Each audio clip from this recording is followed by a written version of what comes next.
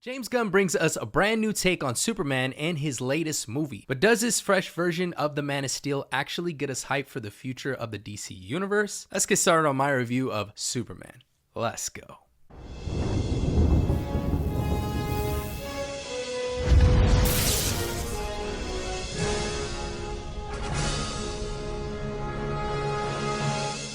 What's going on, all my beautiful people? This is Jacey, and I just got back from watching Superman. Before I do start my review, please note this will be a spoiler-free review, just in case you haven't seen it yet, showing in theaters this weekend. Also, please make sure that you hit that like, hit that subscribe, hit that notification bell to stay up to date on more new superhero movies that I'm reviewing just like this. So Superman stars David Corenswet, Rachel Brosnahan, Nicholas Holt, Nathan Fillion, Isabel Merced, and more. When Superman gets drawn into conflicts at home and abroad, his actions are questioned, giving tech billionaire Lex Luthor the opportunity to get the Man of Steel out of the way for good. And that's pretty much the basic synopsis when it comes to Superman, aka James Gunn's version. Now, when this was announced a couple of years ago, you guys, I've been pretty excited about this. Not only is Superman one of my favorite superheroes, but also to see James Gunn helm some of these projects, and so far what he's put out, I, for the most part, have enjoyed. And when they did announce that David Corenswet was going to play the Man of Steel himself, I was hopeful, I guess you could say, but there was a part of me that also kind of felt bad and felt like I was so used to Henry Cavill playing that character. Nonetheless, I was open to it, and also all the time up until now, I've seen a lot of promos that have really had me hyped for this. And just to get this out of the way, you guys, I did enjoy this movie, all right? But don't get me wrong, there is some flaws with it, and it is not perfect by any means, but I did enjoy it. I had a blast with this. How James Gunn's take on Superman throws us straight into the action without retelling the origin we've seen 100 times. And I did really enjoy that about this movie. It's kind of like some of the newer Spider-Man films that we've gotten with Tom Holland. I did enjoy how we didn't see so much of the origin story again, because, I mean, why retell it when I feel like so many people, even around this world at this point, have seen so many iterations of Spider-Man, Superman, and even Batman. I mean, to me, those are my three favorite superheroes, but we've seen so much of their origin story, sometimes it can get a little old seeing the same old.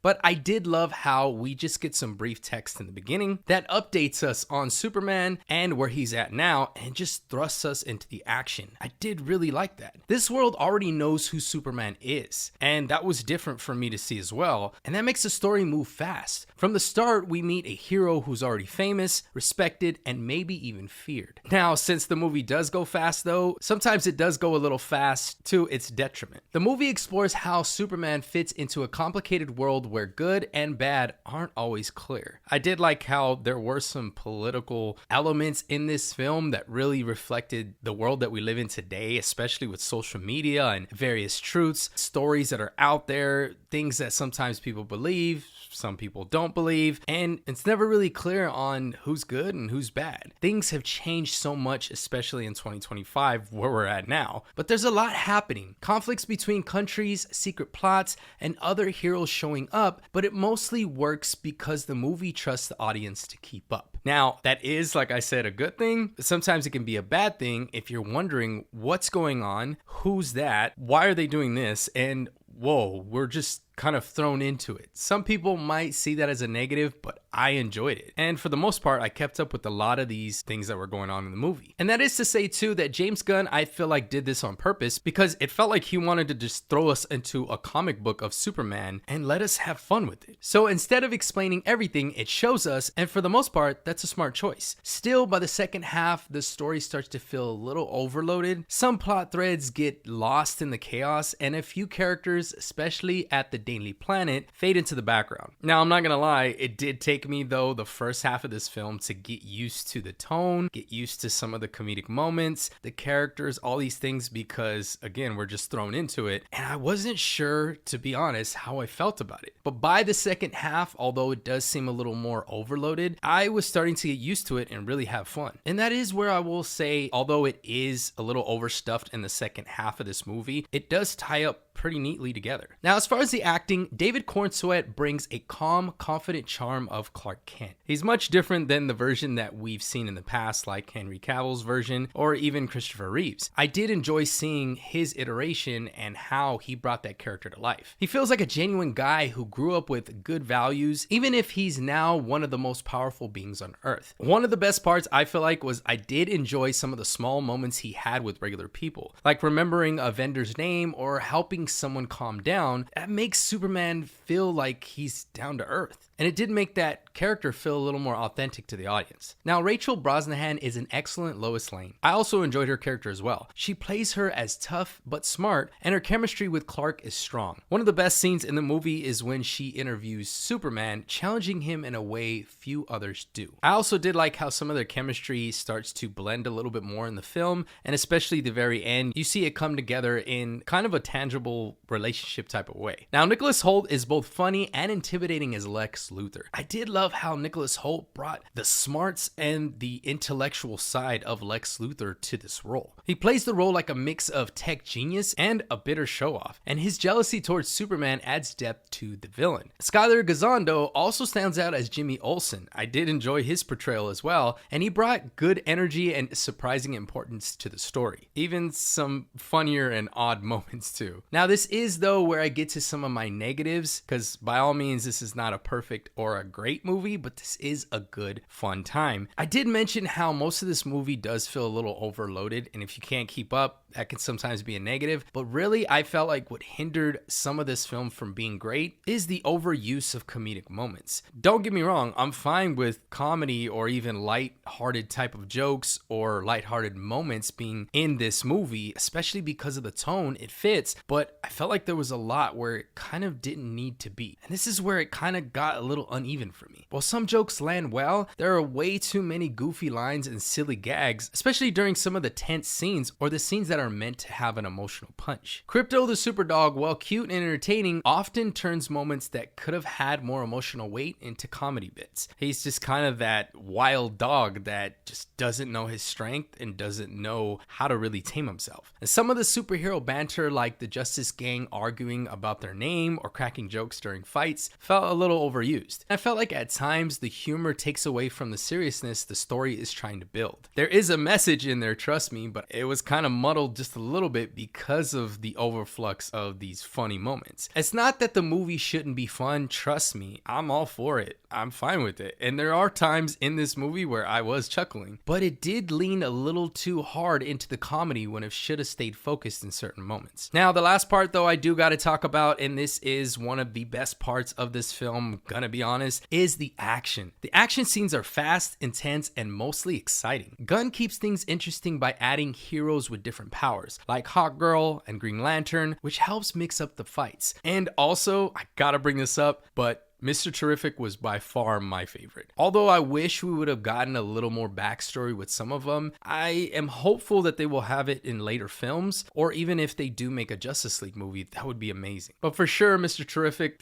stole the show for me every time he was on screen. Except for Superman himself, of course, and his abilities, by the way, are shown in creative ways. But what makes the action work best is how it connects to the characters. When Superman fights, you can feel his emotions, aka the fear, pain, and even guilt. Now, I know there was a lot of talk on the internet when they did show some footage of Superman flying around and how the camera was like right in front of him and people were kind of making fun of it. But I felt like it worked in this film, especially seeing this movie as a whole. The camera moves with him, making you feel like you're right there. The music helps too, giving scenes a sense of weight, especially when the stakes are high. Man, I enjoyed the score for sure in this movie. I also had it in my head right when I left the theaters as well, and it just brought an epic feel to the movie overall. So here are my final thoughts, you guys. James Gunn's Superman is a fun, thoughtful reset for the DC universe. Yes, I'm pretty excited to see what else he has in store for us, but this movie has heart, strong performances, and enough cool moments to satisfy fans of the Man of Steel. But it's not perfect, and it is weighed down by too many jokes, especially during the serious moments, and a crowded plot. Nonetheless, with all that being said, you guys, I'm gonna give Superman 4 out of 5 flames and a fire film rating.